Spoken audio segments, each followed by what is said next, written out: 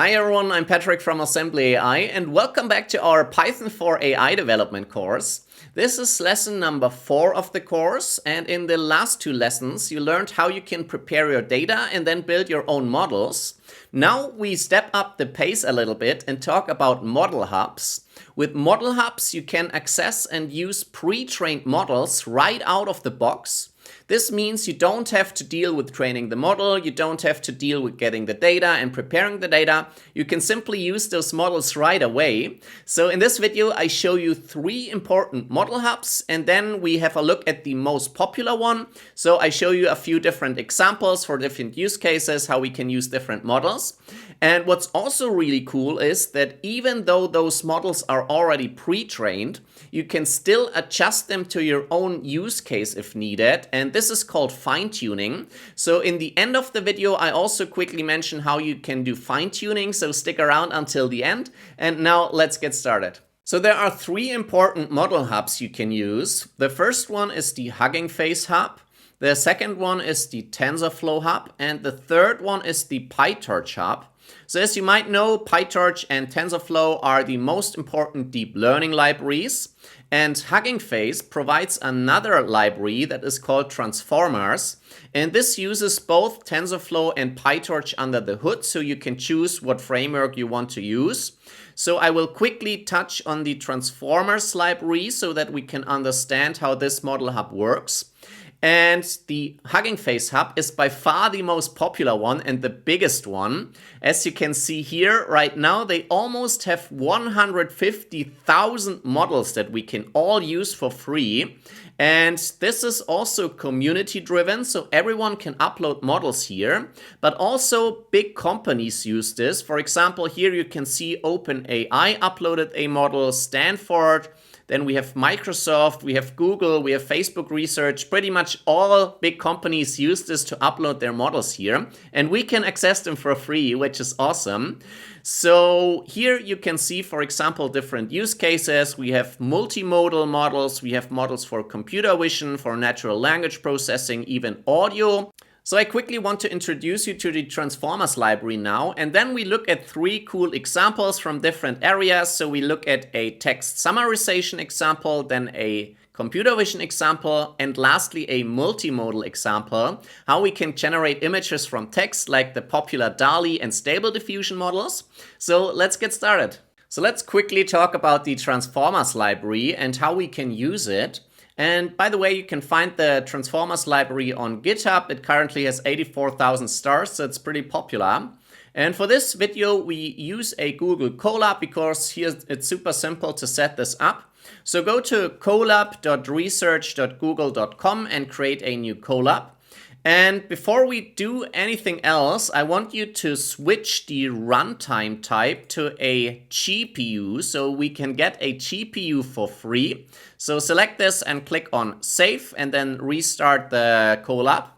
And now the first thing to do is to install the transformers, and we can do this with pip install transformers.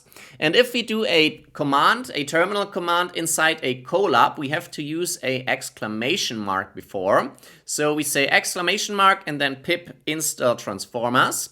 And then you can select the cell and click Shift and Enter. And now it will run the cell. You can of course also click here.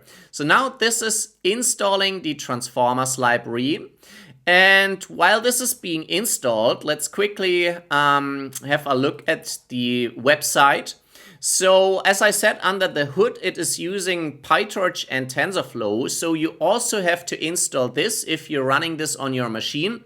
In a Colab, both Torch and TensorFlow are already available. So we only have to say pip install transformers. And now we can use this. And the simplest way to work with the Transformers library is by using a so-called pipeline. So a pipeline abstracts away all the other steps that are happening under the hood. For example, pre-processing the data, then applying the model, and then showing it to you in the correct output format. So there are pipeline steps available for different use cases. So we can have a quick look at the docs. So here you can see we have pipelines for sentiment analysis, for text generation, for question answering, summarization, translation, image classification, and some more. And the way we apply them is to say from transformers import pipeline. Then we give the pipeline the name. So here we say this is a sentiment analysis pipeline. And we can say this is our classifier. And then we can simply apply this. So now we pass input to this classifier. In this case, we pass some text in here. And by the way, we can also use a list of text. So if we want to do more than one. And then let's print this and run this and see what's happening. And now we see the output, so we get one label and the label is positive and the score is 99%, so it's pretty confident that this sentence here is positive. And now let's also have a look at the other output we are seeing here. So first of all, it said no model was supplied. And then it defaulted to this long, weird name here. So you might be wondering, how does it know which model to use if you simply say it should do sentiment analysis? And the way it works is that usually you also pass the model parameter and then you specify a name that you find on the model hub. For example, here, this bird base uncased, then you simply copy the name and pass this here. And if you don't use one, then for each pipeline there is also a default model, and this is what happens here. So the first time you run this code, the model will now be downloaded to your machine. So if you run this locally, then this will be stored on your machine, and here it is stored on the Linux machine that Google provides for us.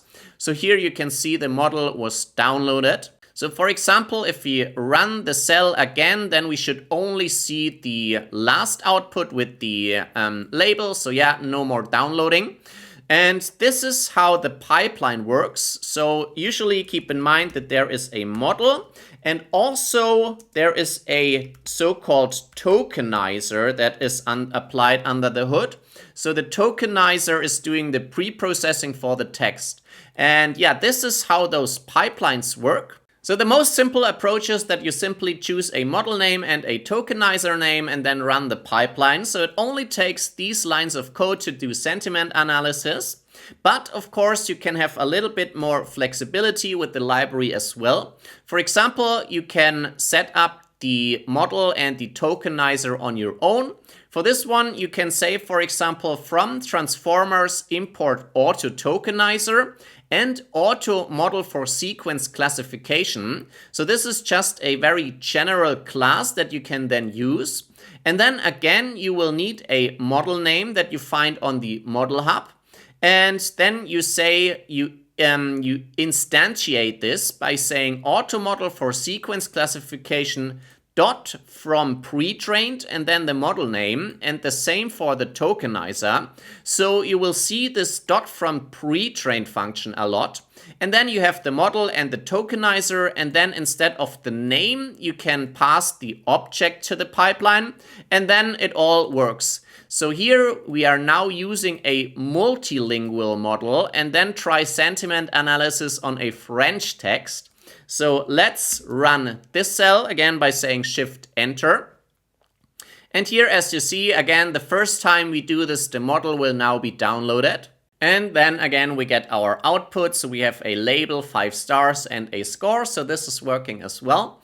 And yeah, this is how we work with the Transformers library and the Model Hub. So the general approach is to select a pipeline, and then we use either simply the model name or in the tokenizer name, or we create the model and tokenizer or the preprocessor ourselves. So this is what we will see later when we now look at a few examples. So let's look at 3 examples so you can do this on your own. So as a first example, let's look at text summarization. So to do this, go to huggingface.co and then click on models. And now this is the starting point for the model hub. Here you find all the available models, and now you can filter them. So for example, you can filter by task, and then here you can select multimodal, computer vision, natural language processing. And in our case, we now want summarization. So let's click on this, and now it's filtering for this. And here you see all the different names and also who uploaded this. For example, this one is by Facebook. So this is what we want to try out. In our case, of course, feel free to explore this and select different ones as well. For example, this one by Google. And now let's select this one.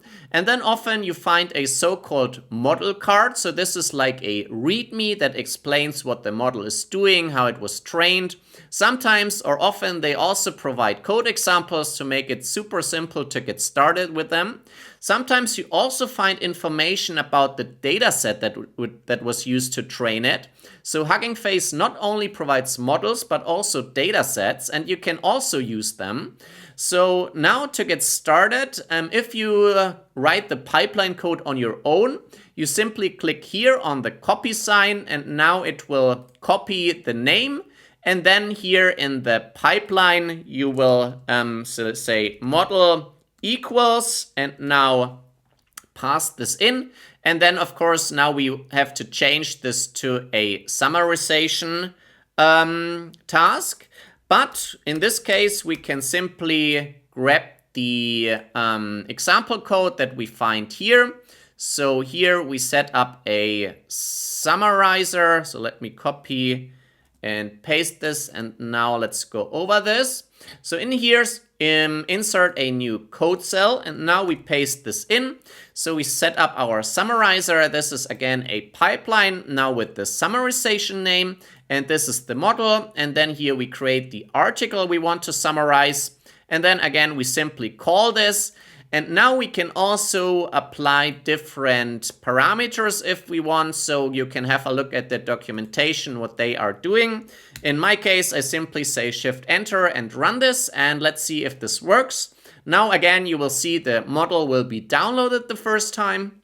And we get our output, so the summary text, and here we have a summary in a few short sentences, so this worked as well. And yeah, this is how we can access the Model Hub. It only takes a few lines of code, a few minutes to set this up, and now we can access powerful pre-trained models. So let's look at a second example in the computer vision field. So let's again go back to the Model Hub and click on Models here.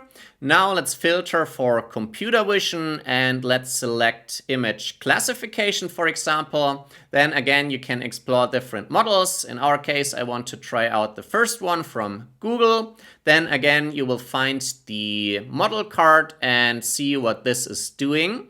So here we have the model transcription. So here you will see on the right side, you will also see some examples. So if you put in this image, for example, you get this output. Then down here, we also find a small code snippet, and this is all it takes to use this. So let me copy and paste this, and then we want to go over this. So here, insert a new code cell. So this case, we say from transformers import VIT image processor and the VIT for image classification. So this is similar to what we've seen above when we set import auto tokenizer and auto model. So this is a more specific class now that does image processing, pre-processing, and classification. Then here we have some more helper modules like the pillow library and requests to download a image. So here we simply download an image, and let me actually put this in another cell. So if we run only this, then we should see how the image looks like. And while this is running, I can already insert a new cell and copy the rest. So here you can see these are some cats. And now we do this from pre-trained method that I've showed you. And here we pass in the name that we are seeing here. So this is also this name. And now we set up the processor and the model. Then in this case, we don't apply a pipeline, so you don't have to use a pipeline. Like I said, a pipeline only abstracts away all the different steps. In this case, we do the steps ourselves. This means we first apply the processor, so the pre-processing step. These are the inputs to our model. Then we pass this to our model, and now we get the outputs. And here we want to access the logits, and then only the class with the highest predicted probability. So we apply this argmax function, and then we print this. So let's run the code and see how this looks like. And we get a predicted class. So here it says it's an Egyptian cat. So this worked as well. And yeah, keep in mind that we can not only use the pipeline in one line, but we can also set up the preprocessor and the model separately and apply them one by one. But the approach is very similar. In this case, we need the dot from pre-trained method, and then again the name from the model hub, and then we can run the code. And now let's look at one last example so you are familiar with working with the hub. So the last example I want to show you is a text to image model. So let's click on multimodal and then text to image. Here we can generate images from a prompt. And here you find different models for text to image generation. So you might have heard about the stable diffusion model. And here you find different models so you can try out different ones.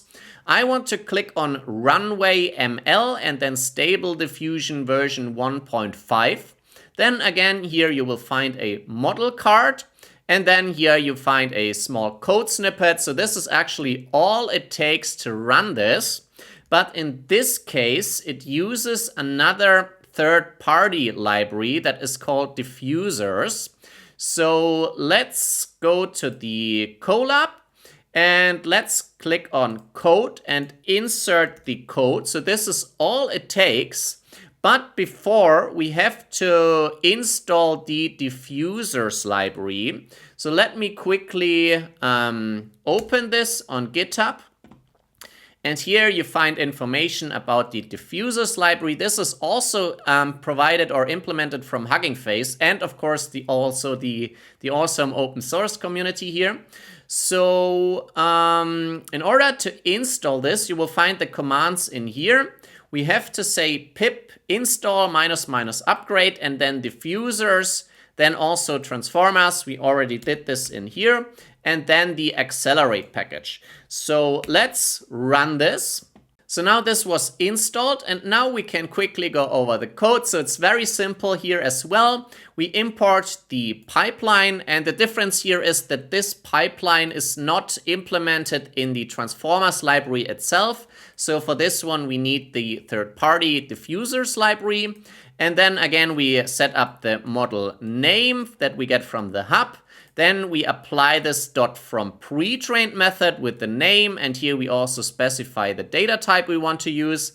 Then we can pass this to the CUDA device, so the GPU. So like I said, make sure to use the GPU runtime, and we get the GPU for free. And then we simply can write our prompt. So here we want to have a photo of an astronaut riding a horse on Mars.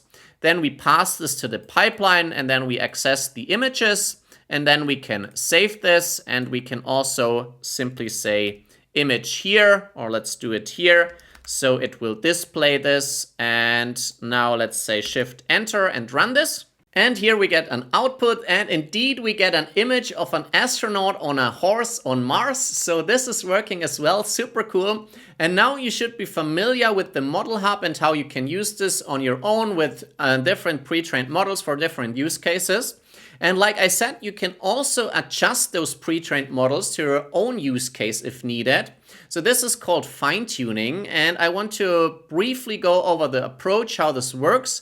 I don't go into detail in here, but we have another tutorial on our channel that I can link here, so have a look at this if you want to learn more about this. But I can also point you to the awesome documentation, and there's even a Colab that will walk you through this step by step.